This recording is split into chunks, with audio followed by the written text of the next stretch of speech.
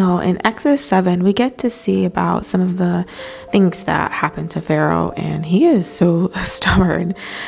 In verses 1 through 5, it says that Moses will be like God to Pharaoh. And that was because God spoke to Moses, who then spoke to Aaron, who then spoke to Pharaoh. And God said he will harden Pharaoh's heart.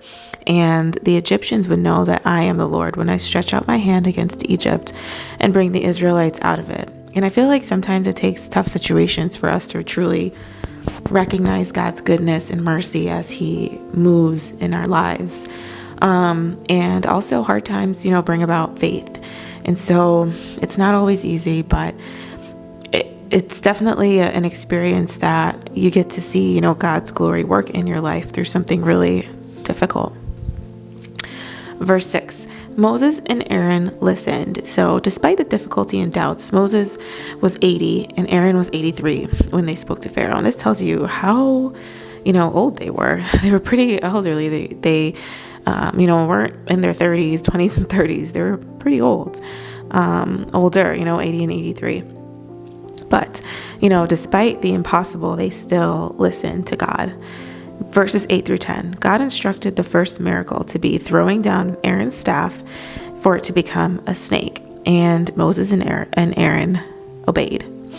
And then verses 11 through 13, and, just to backtrack a little bit, we heard about the snake before. And so, now it's going to come to fruition. So sometimes you hear about something, God says that he will do something, but you don't see it in effect until way after. And this is happening in their lives. Verses 11 through 13, Pharaoh summoned the wise men and sorcerers who used their secret arts to throw a staff down and turn it into a snake. But Aaron's snake ate the others, and Pharaoh didn't listen, and his heart hardened. So he got, people to do whatever, sorcery, and they did the same thing.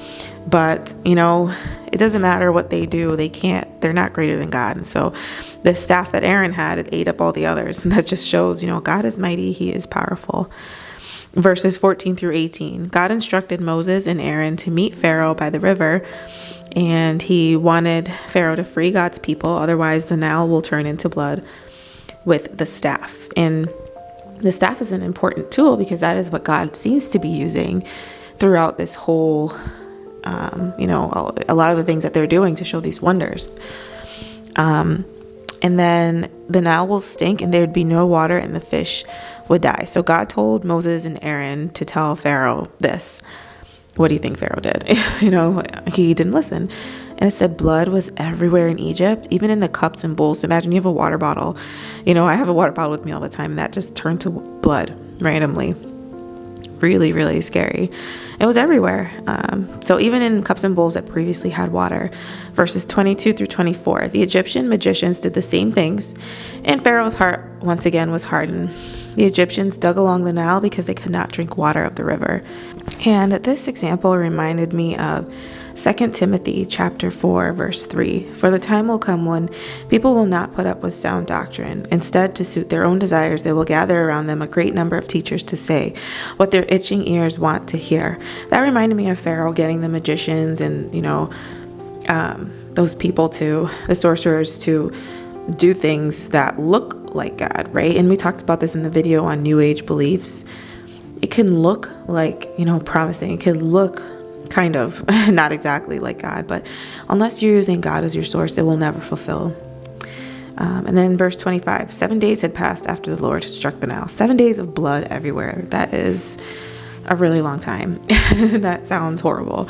But Pharaoh, God said that he will harden Pharaoh's heart. And again, I wondered why God will make it even more difficult for Moses and Aaron. But, like I said, God shows his glory the most, and we grow our faith the most during hard times, when he brings us through hard times.